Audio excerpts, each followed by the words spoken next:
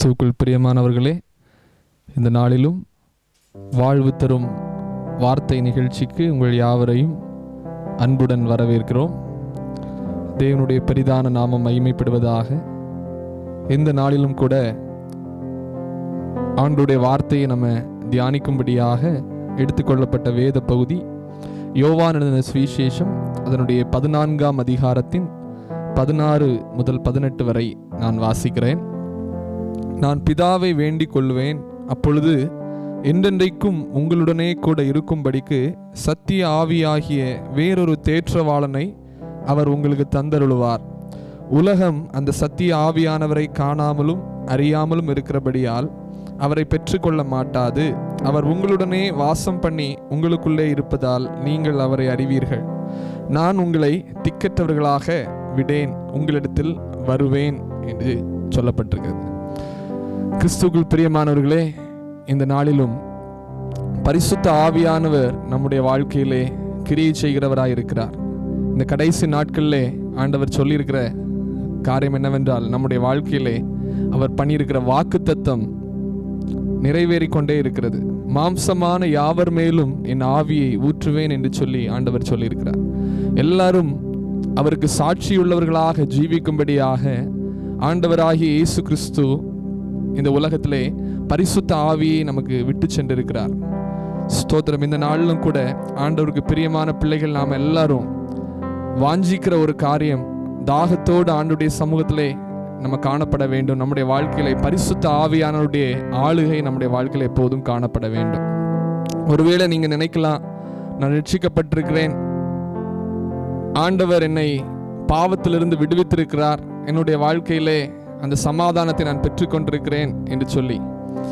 ஆனால் நம்ம வேதத்தில் பார்க்கும்போது ஆண்டவராகிய இயேசு கிறிஸ்து தம்முடைய சீஷர்களுக்கு அவர் சொல்லும்போது அவர் என்ன சொல்லுகிறார் என்று சொல்லி யோவான் எழுதின சுவிசேஷம் 16ஆம் அதிகாரத்தில் அங்கே சொல்லப்பட்டிருக்கிறது. அதை வாசிப்போம். அங்கே சொல்லப்பட்டிருக்கிறது, இப்பொழுது நான் என்னை அனுப்பினவரிடத்திற்கு போகிறேன், எங்கே போகிறீர் என்று உங்களில் ஒருவனும் என்னை கேட்கவில்லை. ஆனாலும் நான் இவைகளை உங்களுக்கு சொன்னதினால் உங்கள் இருதயம் துக்கத்தால் நிறைந்திருக்கிறது. நான் உங்களுக்கு உண்மையை சொல்லுகிறேன், நான் போகிறது உங்களுக்கு பிரயோஜனமாக இருக்கும். நான் போகாதிருந்தால் தேற்றவாளன் உங்களிடத்தில் வரார், நான் போவேனே ஆகில் அவரை உங்களிடத்திற்கு அனுப்புவேன் என்று சொல்லி அங்கே சொல்லப்பட்டிருக்கிறது. கிறிஸ்துக்குள் பிரியமானவர்களே, ஆண்டவர் இந்த உலகத்திலே அவர் 33 வருடங்கள் வாழ்ந்தார். அதில் 3.5 வருடங்கள் ஆண்டவர் இந்த உலகத்திலே ஊழியம் செய்தார். அநேக ஜனங்களுடைய வாழ்க்கையிலே காணப்பட்ட பிரச்சனைகளுக்கு அவர் ஒரு தீர்வாக இருந்தார். அநேக காரியங்களிலே கைவிடப்பட்ட நிலைமையிலே காணப்பட்டவர்கள், அநேக நாட்களாக வியாதியிலும் நோய்களிலும் காணப்பட்ட அநேக ஜனங்களுடைய வாழ்க்கையிலே தேவன் விடுதலையை கொடுத்து அவர்களுடைய வாழ்க்கையிலே ஒரு புதிய ஜீவனை ஆண்டவர் கொடுத்தார். ஆனால் அதற்கு பிறகு அவருடைய ஊழியத்தை நிறைவேற்றின பிற்பாடு அவர் சிலுவையில் அறையப்பட்டார், அவர் உயிரோடு எழுந்தார். உயிரோடு எழுந்த பிற்பாடு இந்த உலகத்திலே அவர் ஜீவிக்க முடியாத ஒரு நிலைமை காணப்படுகிறது.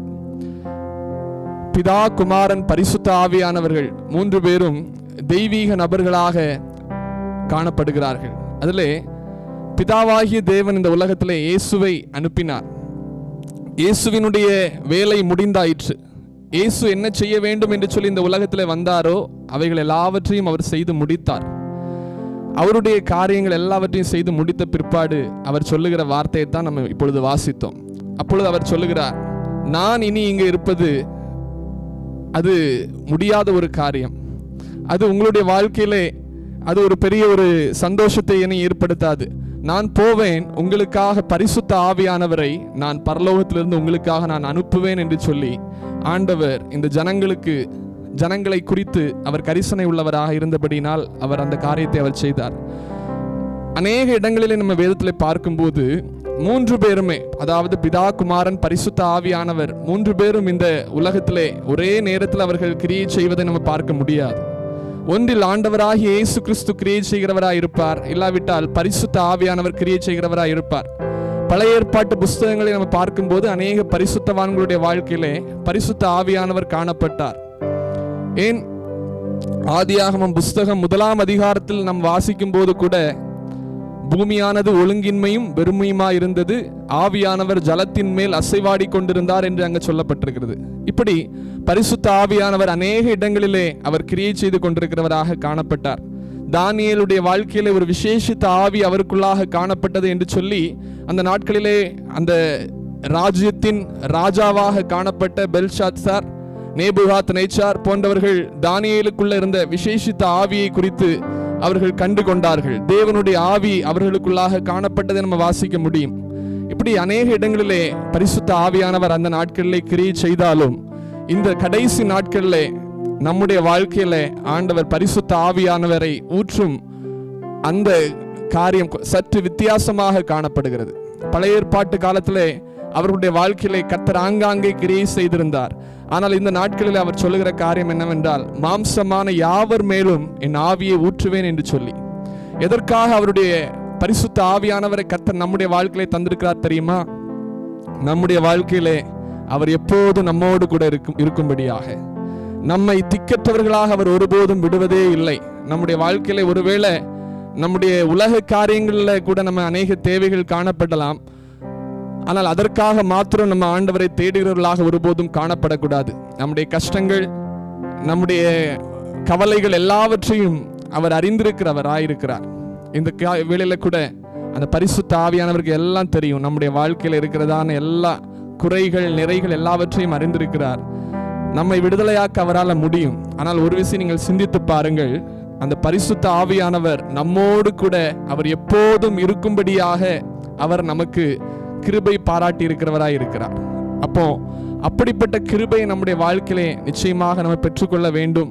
அதை குறித்து நம்ம கரிசனை உள்ளவர்களாக நம்ம காணப்பட வேண்டும் என்று சொல்லி நான் உங்களுக்கு சொல்லுகிறேன். இந்த பரிசுத்த ஆவியானவரை நம்ம ஒவ்வொருவரும் பெற்றுக்கொண்டு அவர் நம்மோடு கூட அழைத்து கொண்டு வரப்பட வேண்டும். Praise the Lord. இந்த நாட்களிலே பரிசுத்த ஆவியானவருடைய உதவியோடு நம்ம ஆராதிக்கிறோம். Price Jesus. பரிசுத்த ஆவியானவருடைய துணையோடு கூட நம்ம ஆராதித்தால் மட்டும் அது போதாது. பரிசுத்த ஆவியானவருடைய துணையோடு எப்போதும் நம்ம நடக்கிறவர்களாக காணப்பட வேண்டும். நீங்க பார்க்கும்போது அப்போஸ்தலர் நடபடிகள்ல 2ஆம் அதிகாரத்தில் நீங்க பார்க்கும்போது அங்க பரிசுத்த ஆவியானவர் பெந்தைகோஸ்தே நாளிலே ஊற்றப்பட்டார். அதற்கு பின்பு அவர்களுடைய வாழ்க்கையிலே அவர்கள் எல்லாரும் சாட்சி உள்ளவர்களாக அவர்கள் ஜீவித்தார்கள். அவர்கள் ஆண்டவருடைய நாமத்தை அவர்கள் பயப்படாமல் போதித்தார்கள். அவர்களுடைய வாழ்க்கையில எந்த விதமான குறைவுகள் ஏற்பட்டாலும் அதை குறித்து அவர்கள் கவலைப்படவே இல்லை. ஆண்டவர் எல்லாவற்றையும் பார்த்து கொள்ளுவார் என்ற மன தைரியம் அவர்களுடைய வாழ்க்கையிலே காணப்பட்டது. அது நிமித்தமாக அவர்கள் மேற்கொண்டு அநேக காரியங்களை அவர்கள் செய்தார்கள், அற்புதங்களை செய்தார்கள். இயேசுவோடு கூட இருந்த அநேக சீஷர்கள், அப்போஸ்தலர்களாக இயேசுவோடு கூட பணியாற்றிய ஊழியம் செய்த அநேக சீஷர்கள் ஆண்டவர் கூட இருக்கும்போது, இயேசு கூட இருக்கும்போது கூட அவர்கள் அவ்வளவு வல்லமையாக செயல்பட முடியவில்லை. ஆனால் ஆண்டவர் இயேசு சொன்னார், நான் போகிறது உங்களுக்கு நலமாயிருக்கும் என்று சொன்னார். உங்களுக்கு நலமாயிருக்கும் என்றால், அப்படி என்றால் அந்த பரிசுத்த ஆவியானவரை நமக்கு தந்து நம்முடைய வாழ்க்கையில் இருக்கிறதான குறைவுகளை அவர் மாற்ற அவர் போதுமானவராக இருக்கிறார். நம்முடைய வாழ்க்கையில் இருக்கிறதான பலவீனமான காரியங்கள் இருக்கும். ஒருவேளை நம்ம பலவீனமானவர்களாக காணப்படலாம், வியாதி உள்ளவர்களாக காணப்படலாம், படுக்கையிலே நீங்க இருந்து கொண்டு ஆண்டவருடைய வார்த்தையை கேட்டுக்கொண்டிருக்கலாம். ஆனால் பரிசுத்த ஆவியானவர் எந்த இடத்திலும் வந்து உங்களுடைய வாழ்க்கையிலே கிரியை செய்ய அவர் போதுமானவராக இருக்கிறார். ஆண்டவராகிய இயேசு கிறிஸ்து இந்த உலகத்திலே வாழ்ந்தும் போது அவர் நேரம் காலம் இவைகளால் கட்டுப்பட்டிருந்தார். எல்லா இடத்திலையும் ஆண்டவர் போய் நிற்க முடியாது. தேவைப்படுகிற அந்த சமாரிய ஸ்திரீயினுடைய வாழ்க்கையில அநேக மைல்கள் பிரயாணம் செய்து அந்த சமாரிய ஸ்திரீயை போய் சந்தித்ததை நம்ம வாசிக்க முடியும். இப்படி எங்கெல்லாம் ஆண்டவர் அங்க தேவையா இருக்கிறாரோ அங்க ஆண்டவராகிய இயேசு கிறிஸ்து பிரயாணம் செய்து போய் தான் அவர்களுடைய வாழ்க்கையிலே அவர்களுடைய குறைவுகளை நீக்கி ஒரு அற்புதத்தை செய்ய முடிந்தது. ஆனால் இந்த நாட்களில் நாம் எங்க இருந்தாலும், ஒருவேளை ஆண்டவருடைய பிள்ளைகள் இந்த இடத்துல அமெரிக்க தேசத்துல காணப்படலாம், எங்கேயோ தமிழ்நாட்டில் ஏதோ ஒரு மூலையில் நீங்க இருக்கலாம். ஆனால் எந்த இடத்துல இருந்தாலும் பரிசுத்த ஆவியானவர் நீங்கள் இருக்கும் இடத்திலே வந்து நம்முடைய வாழ்க்கையிலே மாற்றத்தை ஏற்படுத்த முடியும். அதற்கு அவர் ஆமென் ஸ்தோத்திரம், அவர் போதுமானவராய் இருக்கிறார். அவரால் எல்லாம் முடியும் என்று சொல்லி நம்ம விசுவாசிக்க வேண்டும். அந்த பரிசுத்த ஆவியானுடைய பிரசன்னம் நம்முடைய வாழ்க்கையிலே காணப்படுகிறது. ஆமென், ஸ்தோத்திரம். எப்படி நம்முடைய வாழ்க்கையில் அந்த பரிசுத்த ஆவியானவர் இந்த நாட்களிலே கிரியை செய்து கொண்டிருக்கிறார் என்றால், வாசிக்கும் போது ஆமென், நம்ம வாசித்த அந்த வசனத்திலே அங்க சொல்லப்படுகிறது, வேறொரு தேற்றவாளனை உங்களுக்கு தந்தருளுவார் என்று சொல்லி. இந்த வேறொரு தேற்றவாளன் என்கிறதான இந்த வார்த்தைக்கு வேதாகமத்தின் மூல பாஷையாகிய கிரேக்க பாஷையில் அங்கே என்ன சொல்லப்பட்டிருக்கிறது என்றால் பாராக்ளிட்டாஸ் என்கிறதான வார்த்தையை அங்கே நம்ம வாசிக்க முடியும். அதனுடைய பொருள் என்னவென்றால், அவர் உதவி செய்கிறவராக, அட்வொகேட் அல்லது ஹெல்பர் என்கிறதான ஆங்கில வார்த்தை அதற்கு கொடுக்கப்பட்டிருக்கிறது. ஒன்று, அவர் நமக்கு உதவி செய்கிறவராக இருக்கிறார். இரண்டாவது, அவர் நம்முடைய வாழ்க்கையிலே நமக்காக வழக்காடுபவராக இருக்கிறார். Price Jesus. இந்த நாட்களில் நம்முடைய வாழ்க்கையில எல்லாருக்குமே நமக்கு ஒரு உதவி தேவையாக இருக்கிறது. மனுஷனிடத்துல உதவிகளை எதிர்பார்க்கிறோம். யாரோ ஒருவர் எனக்காக உதவி செய்வார் என்று சொல்லி நம்ம மனுஷனுடைய முகத்தை எதிர்பார்த்து கொண்டிருக்கலாம். ஆனால் மனுஷன் மூலமாக நம்முடைய வாழ்க்கையிலே வரும் உதவியை விட ஒரு தேவன் நம்முடைய வாழ்க்கையிலே உதவி செய்யும் போதோ, நமக்காக வழக்காடும் போதோ, நம்மை போல பாக்கியவான்களாக யாரும் இருக்க முடியாது. இன்றைக்கு ஆண்டவருடைய பிள்ளைகளாகிய நாம் தைரியமாக சொல்ல வேண்டும், தேவன் எனக்காக வழக்காடுகிறவராக இருக்கிறார் என்ற விசுவாசத்தோடு கூட நம்ம காணப்பட வேண்டும். இன்றைக்கு ஆண்டவருடைய வசனத்தை நம்ம தியானித்து, இந்த பரிசுத்த ஆவியானுடைய பிரசன்னத்தை வாஞ்சித்து ஆண்டவருடைய சமூகத்தில் நம்ம ஜெபிக்கும் போது, தேவன் நிச்சயமாக அந்த பரிசுத்த ஆவியை நம்முடைய வாழ்க்கையிலே அவர் தந்தருள அவர் போதுமானவராய் இருக்கிறார். ஆண்டவருடைய நாமம் மகிமைப்படட்டும். பாருங்க, ஆண்டவர் நம்முடைய வாழ்க்கையிலே தந்திருக்கிற ஒரு பெரிதான வாக்கு தத்தம் என்னவென்றால், நான் உங்களை திக்கற்றவர்களாக விடேன் என்று சொல்லி ஆண்டவர் சொல்லியிருக்கிறார். சீஷர்கள் அவர்கள் நினைத்தார்கள், இனி எங்களை கவனிப்பதற்கு யாருமே இல்லை, ஆண்டவராகிய இயேசு எங்களை விட்டு கடந்து செல்ல போகிறார், அவர் எங்களுடைய வாழ்க்கையில இனி அவர் இருக்கவே முடியாது, இப்படிப்பட்ட நிலைமையிலே நாங்கள் கைவிடப்படுவோமோ என்ற ஏக்கத்தோடு கூட அவர்கள் காணப்பட்டார்கள். பாருங்கள், நம்முடைய வாழ்க்கையிலும் கூட சில நேரங்கள் நம்ம தனிமையாக காணப்படலாம். நம்மை சுற்றி அநேகர் இருக்கலாம், உறவினர்கள் காணப்படலாம், குடும்பங்கள் காணப்படலாம், அநேக நபர்கள் நம்மை சுற்றி காணப்பட்டாலும் நம்முடைய வாழ்க்கை தனிமையோடு காணப்படும். ஆனால் ஆண்டவராகிய இயேசு கிறிஸ்து நம்மை பார்த்து தான் சொல்கிறார், நான் உங்களை திக்கற்றவர்களாக விடேன் என்று சொல்லி ஆண்டவர் சொல்லியிருக்கிறார். தேவன் நிச்சயமாக நம்முடைய வாழ்க்கையிலே நம்மை கைவிடுவதே இல்லை. Praise the Lord. இந்த வேளையில் ஆண்டவருடைய வார்த்தையை கேட்டுக்கொண்டிருக்கிற ஒவ்வொருவரும் புரிந்து கொள்ள வேண்டிய அவசியமான காரியம் என்னவென்றால், ஆண்டவர் நம்முடைய வாழ்க்கையிலே அவர் எப்போதும் அவர் காணப்படுகிறார். அவர் இன்னொரு இடத்துல அதற்கு பிற்பாடு சொல்லுகிற காரியம், நான் உங்களை திக்கற்றவர்களாக விடேன் என்று சொல்லிவிட்டு அவர் சொல்லுகிறார், நான் உங்களிடத்திற்கு வருவேன் என்று சொல்கிறார். இது மிகவும் முக்கியமான ஒரு வாக்கு தத்தமாகும். கிறிஸ்து ஆமென் பரிசுத்த ஆவியானவர் மூலமாக சீஷர்களிடத்துல வந்து ஆமென் ஸ்தோத்திரம் அவர்களிடத்துல அநேக இடங்களிலே ஆண்டவர் அந்த இடத்துல கிரியை செய்ய ஆரம்பிக்கிறதை நம்ம வாசிக்க முடியும். இப்படி அவர் கிரியை செய்ததுனால அந்த சீஷர்களுடைய வாழ்க்கையிலே 3 விதமான மாற்றங்கள் ஏற்பட்டதை நம்ம வேதத்தில் வாசிக்க முடியும். 3 விதமான மாற்றங்கள் என்னெல்லாம் ஏற்பட்டது என்றால், முதலாவது, அவர்கள் ஆண்டவரை குறித்து முன்பு புரிந்து கொண்டதை விட இப்பொழுது அதிகமாக புரிந்து கொண்டார்கள். ஆண்டவராகிய இயேசு கிறிஸ்து சீஷர்களோடு காணப்பட்ட போது அவர்கள் எல்லா காரியங்களையும் குறித்து அவர்கள் விளக்கம் கேட்கிறவர்களாக காணப்பட்டார்கள். அநேக காரியங்களிலே இன்னும் அதிகமாக அவர்கள் விளக்கத்தை கேட்டார்கள்.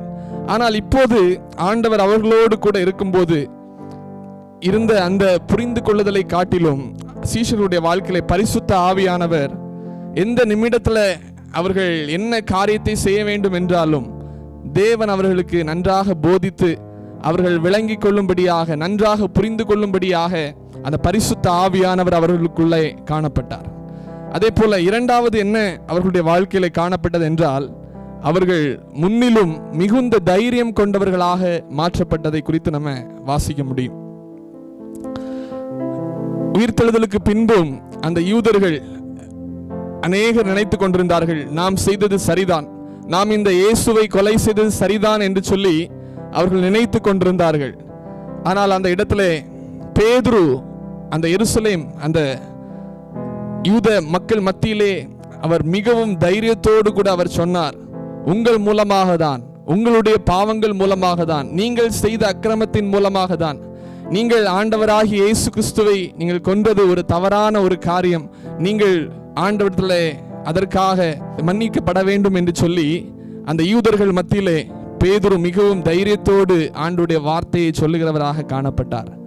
இன்றைக்கு ஒருவேளை ஆண்டவருடைய ஊழியத்தை நம்ம செய்து கொண்டிருக்கலாம், ஆண்டவருடைய நாமத்தை நம்ம மகிமைப்படுத்தி கொண்டிருக்கலாம். ஆனால் ஏதோ ஒரு காரியத்தை குறித்து நம்முடைய வாழ்க்கையில தைரியத்தை இழந்தவர்களாக, ஒருவேளை நம்முடைய குடும்பத்துல ஊழியம் செய்கிறவர்களுடைய குடும்பத்துல எல்லாருமே ரட்சிக்கப்படாமல் இருக்கலாம். ஏதோ ஒரு நபர் ஒரு பாவ பிடியில் இருக்கலாம். அவர்களுடைய வாழ்க்கையில தேவன் ரட்சிப்பை கட்டளையிட அவர் போதுமானவராய் இருக்கிறார். ஆண்டவருடைய பிள்ளைகளாகி நாம் அது நிமித்தமாக தைரியமாக தேவனுடைய ஊழியத்தை செய்ய முடியாத நிலைமை. ஊழியக்காரருடைய குடும்பத்திலே இப்படி ஒரு பாவம் காணப்படுகிறதே, இப்படி ஒரு போராட்டம் காணப்படுகிறதே, நாம் எப்படி அவரை பின்பற்றுவது என்று சொல்லி விசுவாசிகள் நினைக்கும் பட்சத்தில் நம்முடைய வாழ்க்கையில் நம்ம தைரியத்தை இழந்து காணப்படலாம். ஆனால் ஆண்டவருடைய பிள்ளைகள் நம்ம ஒருபோதும் கலங்கி விடவே கூடாது. பரிசுத்த ஆவியானவர் நம்மோடு கூட இருக்கும்போது அவர் நப்படுத்துகிறவராக அவர் காணப்படுகிறார். மூன்றாவது நம்ம பார்க்கும்போது அவர்களுக்கு தெய்வீக உறுதிப்பாடு காணப்பட்டது. அப்படிப்பட்ட தெய்வீக உறுதிப்பாடு என்றால் என்ன பார்க்கும்போது, பேதுரு அந்த அலங்கோலமான நிலைமையிலே காணப்படுகிற ஒரு முடவனை அவர் தூக்கி விடுகிறார். உனக்கு கொடுக்கும்படியாக என்னிடத்தில் பணம் ஒன்றும் இல்லை, பொருள் ஒன்றும் இல்லை, நீ இயேசுவின் நாமத்தினால எழுந்து நட என்று சொல்லி அவரால் சொல்ல முடிந்தது. Price Jesus. இன்றைக்கு இயேசுவின் நாமத்தினால நீ சுகமாகு என்று சொல்லி நம்ம சொல்லும் போது, ஆண்டவருடைய ஊழியர்கள் சொல்லும் போது, தேவனுடைய வல்லமையை பெற்ற பரிசுத்த ஆவியானவரை பெற்ற ஆண்டவருடைய பிள்ளைகள் சொல்லும் போது நிச்சயமாக அந்த இடத்திலே கிரியை நடக்க தேவன் நமக்கு உதவி செய்கிறவராயிருக்கிறார். ஆனால் அந்த உறுதிப்பாடு ஆண்டவருடைய ஊழியத்தை செய்கிறவர்களாகிய நம்முடைய வாழ்க்கையிலும் அது காணப்பட வேண்டும். அந்த உறுதிப்பாடு நம்முடைய வாழ்க்கையில எப்படி வருகிறது என்றால் பரிசுத்த ஆவியானவர் மூலமாக வருகிறது. தேவன் நம்மோடு கூட இருக்கும்போது தேவன் இந்த காரியத்திலே நிச்சயமாக அற்புதத்தை செய்வார் என்று சொல்லுகிறதான ஒரு உறுதி நம்முடைய வாழ்க்கையிலே காணப்படும். அப்படிப்பட்டதான ஒரு உறுதியுள்ள ஒரு ஸ்திரமான ஒரு எண்ணத்தை நம்முடைய வாழ்க்கையிலே அந்த பரிசுத்த ஆவியானவர் நமக்கு தந்து கொண்டிருக்கிறார். இன்றைக்கு ஆண்டவருடைய பிள்ளைகளாகிய நாம் ஜெபிக்கும் போது, ஆண்டவரை தேடும் போது நிச்சயமாக தேவன் நம்முடைய வாழ்க்கையிலே அவர் உதவி செய்ய அவர் போதுமானவராகி இருக்கிறார். லூக்கா எழுதின சுவிசேஷத்தில் நீங்க வாசிக்கும் போது 11ஆம் அதிகாரத்திலே அங்க சொல்லப்பட்டிருக்கிறது, பொல்லாதவர்களாகிய நீங்கள் உங்கள் பிள்ளைகளுக்கு நல்ல ஈவுகளை கொடுக்க அறிந்திருக்கும் போது பரம பிதாவானவர் தம்மிடத்தில் வேண்டிக் கொள்ளுகிறவர்களுக்கு பரிசுத்த ஆவியை கொடுப்பது அதிக நிச்சயம் அல்லவா என்று அங்கு சொல்லப்பட்டிருக்கிறது. பிரியமானவர்களே, இன்றைக்கு இந்த பரிசுத்த ஆவியானவர் நம்முடைய வாழ்க்கையிலே நம்மை திக்கிட்டவர்களாக விடமாட்டார், நம்மை தைரியப்படுத்துவார். நம்முடைய வாழ்க்கையில ஒரு புதிய உற்சாகம் காணப்படும், ஆண்டவருக்காக வைராக்கியமாக செயல்பட முடியும். ஆனால் ஸ்தோத்திரம், இந்த பரிசுத்த ஆவியானவர் எனக்கு ஸ்தோத்திரம் என்னுடைய வாழ்க்கையில கிரியை செய்யவே வேண்டாம் என்று சொல்லி நாம் ஒருபோதும் அதை தள்ளி வைக்கிறவர்களாக காணப்படக்கூடாது. ஒருவேளை சிலவங்க அந்நிய பாஷை பேசணும்னா வெட்கப்படுவாங்க. ஸ்தோத்திரம், பரிசுத்த ஆவியானவர் உங்களிடத்துல வருவதற்கு காரணம் என்ன? அந்நிய பாஷை பேசுவதற்காகவா உங்களிடத்துல வந்திருக்கிறார்? அந்நிய பாஷை என்பது நம்முடைய வாழ்க்கையிலே நாம் பக்தி வைராக்கியம் உடையவர்களாக காணப்படும் போது அதற்காக அந்த பரிசுத்த ஆவியானவர் நம்முடைய வாழ்க்கையில கொடுக்கப்படுகிறார். பரிசுத்த ஆவியானவர் நம்மிடத்தில் இருக்கிறார் என்பதற்கு அந்நிய பாஷை ஒரு அடையாளமாக காணப்படுகிறது. ஆனால் நாம் நடக்கிற விதங்கள் தான் நம்முடைய வாழ்க்கையிலே ஒரு மாற்றத்தை உண்டு பண்ணும். அதற்கு தான் அந்த பரிசுத்த ஆவியானவர் அவசியமாக இருக்கிறார்.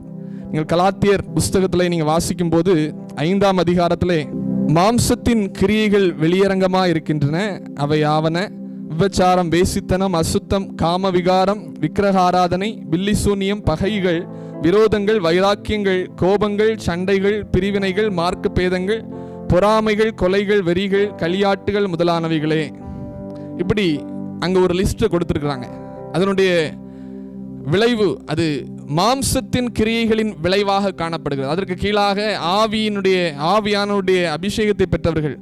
ஆவியின் கனியோ அன்பு, சந்தோஷம், சமாதானம், நீடிய பொறுமை, தயவு, நற்குணம், விசுவாசம், சாந்தம், இச்சையடக்கம், இப்படிப்பட்டவைகளை குறித்து அங்கே சொல்லப்பட்டிருக்கிறது. ஆனால் மாம்சத்தின் கிரியைகள் பார்க்கும்போது அங்கே விபச்சாரத்தை குறித்து சொல்லப்பட்டிருக்கிறது, அங்கே கொலைகளை குறித்து சொல்லப்பட்டிருக்கிறது.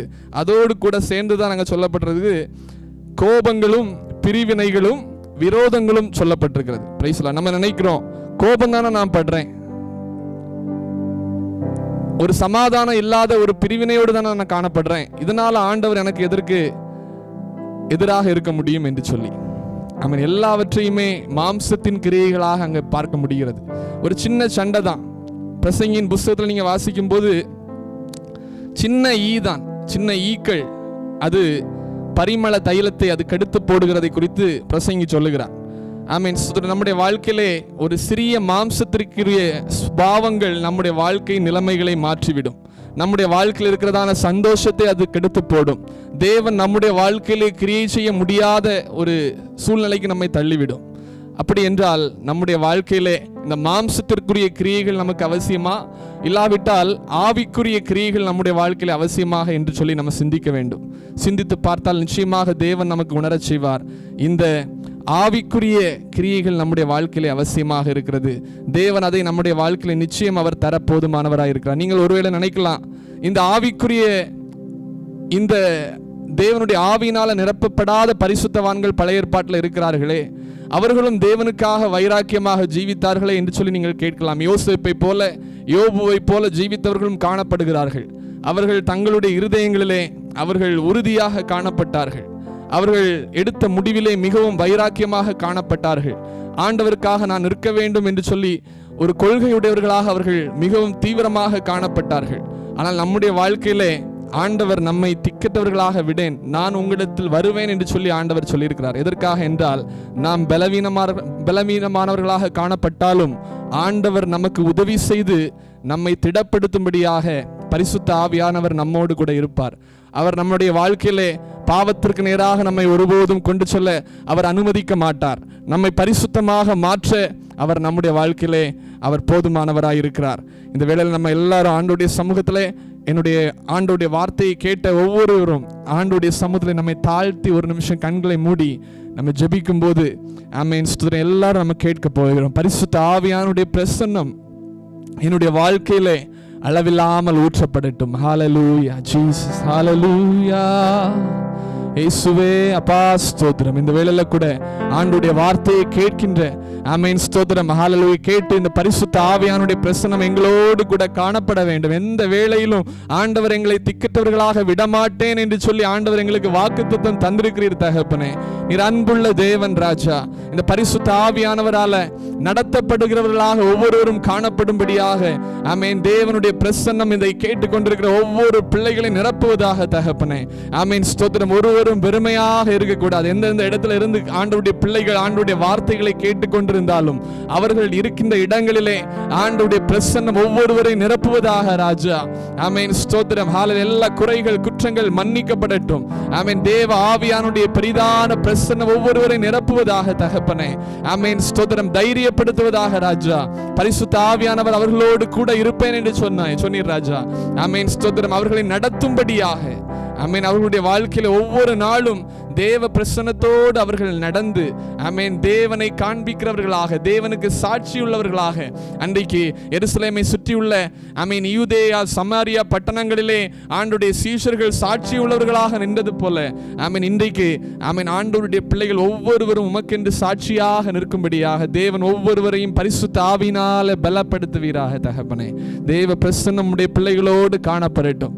ஆமென் ஸ்தோத்திரம். ஹல்லேலூயா. தேவனுடைய ராஜ்யம் வாக்கில் அல்ல, ஆமென் ஸ்தோத்திரம், வார்த்தையில் அல்ல, பேச்சில் அல்ல தகப்பனே. ஆமென் உம்முடைய பலத்துல பரிசுத்த ஆவியில காணப்படுகிறது. ஆமென் ஸ்தோத்திரம். இந்த நாட்களிலே பரிசுத்த ஆவியானுடைய பலம் ஒவ்வொருவரோடும் கூட காணப்படட்டும். ஆமென். ஹல்லேலூயா ஜீசஸ். என் மேல் அவர் கண்ணை வைத்து ஆலோசனை சொல்லுவார், சத்தியத்தின் பாதையிலே நித்தமும் நடத்துவார். என் மேல் அவர் கண்ணை வைத்து ஆலோசனை சொல்லுவார், சத்தியத்தின் பாதையிலே நித்தமும் நடத்துவார். பரிசுத்த ஆவியால் உள்ளத்தை நிரப்புவார், பரிசுத்த பரிசுத்த ஆவியால் உள்ளத்தை நிரப்புவார். பரிசுத்தர் பரிசுத்தர் அவர் பெயரே. என்னை உண்டாக்கிய என் தேவாதி தேவன் அவர் தூங்குவதும் இல்லை உறங்குவதும் இல்லை. என்னை உண்டாக்கிய என் தேவாதி தேவன் அவர் தூங்குவதும் இல்லை உறங்குவதும் இல்லை. ஆவியான தேவனுக்கு ரூபம் ஒன்றும் இல்லையே, ரூபம் இல்லை ஆதலால் சொரூபம் ஒன்றும் இல்லையே. ஆவியான தேவனுக்கு ரூபம் ஒன்றும் இல்லையே, ரூபம் இல்லை ஆதலால் சொரூபம் ஒன்றும் இல்லையே. வாஞ்சையுள்ள ஆத்துமாவின் இருதயம் தனிலே, வாஞ்சையுள்ள ஆத்துமாவின் இருதயம் தனிலே. வார்த்தையாலே பேசுகின்ற ஆண்டவர் இவர். என்னை உண்டாக்கிய என் தேவாதி தேவன் அவர் தூங்குவதும் இல்லை உறங்குவதும் இல்லை. என்னை உண்டாக்கிய என் தேவாதி தேவன் அவர் தூங்குவதும் இல்லை உறங்குவதும் இல்லை. ஸ்தோத்திர ராஜா. ஆமென். ஹல்லேலூயா. ஒரு விசை கூட நம்ம சிந்தித்து பார்ப்போம். ஆண்டவர் சொல்லியிருக்கிறார், நான் உங்களை திக்கற்றவர்களாக விடுவதே இல்லை. ஆமென். ஸ்தோத்திரம். தனிமையில நம்ம ஒருபோதும் காணப்படவே கூடாது. நம்முடைய வாழ்க்கையில் எப்போதும் பரிசுத்த ஆவியானவர் நம்மோடு கூட இருக்கும்படியாக இந்த வேளையில நீங்க எந்த இடத்துல ஜெபித்து கொண்டிருந்தாலும் நான் உங்களுக்காக ஜெபிக்கிறேன். ஆமென். ஆண்டவருடைய அந்த விசேஷித்த ஆவி என்று சொல்லி அநேகருடைய கண்களுக்கு முன்பதாக தென்பட்ட அந்த பரிசுத்த ஆவியானுடைய பிரசன்னம் இந்த நேரத்தில் ஆண்டுடைய வார்த்தைகளை கேட்டு கொண்டிருக்கிறதான ஒவ்வொரு பிள்ளைகளையும் கர்த்தர் நீர் நிரப்புவீராக தகப்பனே. ஒரு தெய்வீக பிரசன்னம் ஆமென் சுகத்திற்காக நிற்கிறவர்களுடைய வாழ்க்கையிலே கர்த்தர் சுகத்தை கொடுப்பீராக. ஆமென். ஹல்லேலூயா. ஆமென். ஸ்தோத்திரம். அநேக நாட்களாக பிள்ளை இல்லாமல் நான் காணப்படுகிறேன் என்று வேதனையோடு நிற்கிற ஆமென் ஆண்டுடைய பிள்ளைகளுடைய வாழ்க்கையிலே கர்த்தர் கிரியை செய்வீராக. தேவன் ஒரு அற்புதத்தை செய்வீராக தகப்பனே. ஆமென். ஸ்தோத்திரம். வியாதி பலவீனத்தோடு காணப்படுகிற ஆமென் ஸ்தோத்திரம் நோய்களோடு காணப்படுகிற ஒவ்வொருவரையும் தேவ பிரசன்னம் இந்த வேளையில நிரப்புவதாக. ஆமென். ஆவியானுடைய பிரசன்னத்தினாலே கர்த்தர் நிரப்பி பரிபூர்ண சுகத்தை உம்முடைய பிள்ளைகள் பெற்றுக்கொள்ளும்படியாக தேவன் அந்தந்த இடத்துல ஒவ்வொருவருடைய வாழ்க்கையிலும் கர்த்தர் கிரியை செய்வீராக தகப்பனே. ஆமென். ஸ்தோத்திரம். ஹல்லேலூயா. ஆமென். ஹல்லேலூயா. நீர் பதிலளிக்கிற தேவன், நீர் விடுதலையை கொடுக்கிற தேவன். ஹல்லேலூயா. தேவ பிரசன்னம் ஒவ்வொரு பிள்ளைகளை நிரப்பட்டும் தகப்பனே. ஆமென். ஸ்தோத்திரம். ஹல்லேலூயா. ஹல்லேலூயா. தேவ நாமம் மாத்திரம் மகிமை பெறட்டும் தகப்பனே. ஆமென். அநேகரை நீ சாட்சி உள்ளவர்களாக இந்த நாட்களில் ஏற்படுத்த கர்த்தர் விரும்புகிறீர் தகப்பனே. ஆமென். ஸ்தோத்திரம். ஹல்லேலூயா. பரிசுத்த ஆவியானவரை பெற்றுக்கொண்டு ஆமென் உமக்கென்று வைராக்கியமாய் சாட்சியோடு நிற்கும்படியாக ஆமென் தேவ நாமம் ஒவ்வொருவரோடும் கூட காணப்படட்டும். தேவ பிரசன்னம் ஒவ்வொருவரோடும் காணப்படட்டும். விசேஷமாக பரிசுத்த ஆவியானவருடைய பிரசன்னம் ஒவ்வொருவரையும் ஆளுகை செய்வதாக. ஆமென். ஸ்தோத்திரம். ஹல்லேலூயா. ஆமென். ஹல்லேலூயா. ஒவ்வொரு ஆத்துமாக்களும் திருப்தியாக்கப்படட்டும் தகப்பனே. எல்லா தடைகளையும் கர்த்தர் விலக்கி மாற்றுங்க. ஆமென். ஹல்லேலூயா. உனக்கு விரோதமாய் செய்யப்படும் எந்த ஆயுதமும் வாய்க்காதே போகும் என்று சொல்லப்பட்டிருக்கிறபடி உம்முடைய பிள்ளைகளுடைய வாழ்க்கையிலே காணப்படுகிற எல்லா தடைகளும் கோணலான வழிகளும் செம்மையாக மாற்றப்படட்டும். ஆமென். ஸ்தோத்திரம். ஒருவேளை பாவத்தோடு கூட போராடி கொண்டிருக்கிற ஆமென் ஸ்தோத்திரம் வாலிபர்களாக காணப்படலாம். வாலிப பிள்ளைகளுக்காக ஜெபிக்கிற தாயாராக தகப்பனாக காணப்படலாம். அவர்கள் ஜெபிக்கிற இந்த நேரத்திலே கர்த்தர் அவர்களுடைய வாழ்க்கையிலே கர்த்தர் விடுதலையை கொடுப்பீராக தகப்பனே. அந்த பாவத்திலிருந்து ஒரு ஆமென் ஸ்தோத்திரம் விடுதலையை கொடுத்து ஆண்டவராகிய இயேசு கிறிஸ்துவின் ரட்சிப்பை பெற்றுக்கொண்டு பரிசுத்த ஆவியின் பலத்தோடு ஜீவிக்கும்படியாக தேவன் ஒவ்வொருவரையும் நிரப்புங்க தகப்பனே. கர்த்தர் பெரிய காரியங்களை செய்யும். ஆமென். எங்களை முற்றிலுமாக உம்முடைய சமூகத்திலே தாழ்த்தி அர்ப்பணிக்கிறோம். கர்த்தர் பெரிய காரியங்களை செய்வீராக. மீட்பெரும் இரட்சகருமாகிய இயேசு கிறிஸ்துவின் நாமத்தில் ஜெபிக்கிறோம் ஜீவனுள்ள நல்ல பிதாவே. ஆமென். என் ஆத்துமாவே கர்த்தரை ஸ்தோத்திரி, என் முழு உள்ளமே அவருடைய பரிசுத்த நாமத்தை ஸ்தோத்திரி. என் ஆத்துமாவே கர்த்தரை ஸ்தோத்திரி, கர்த்தர் செய்த சகல உபகாரங்களையும் மறவாதே. ஆமென். கர்த்தருடைய நாமம் மகிமைப்படுவதாக. கர்த்தர் தாமே உங்கள் ஒவ்வொருவரையும் ஆசீர்வதிப்பார். தொடர்ந்து நீங்கள் இந்த பரிசுத்த ஆவியானவருடைய பலத்திற்காக ஆண்டவருடைய சமூகத்திலே நீங்கள் காத்திருக்கும் போது கர்த்தர் நிச்சயமாக உங்களுடைய வாழ்க்கையிலே பரிசுத்த ஆவியானவருடைய பிரசன்னத்தினால் நிரப்ப தேவன் வல்லமை உள்ளவராக இருக்கிறார். கர்த்தர் தாமே உங்களை பலப்படுத்துவாராக.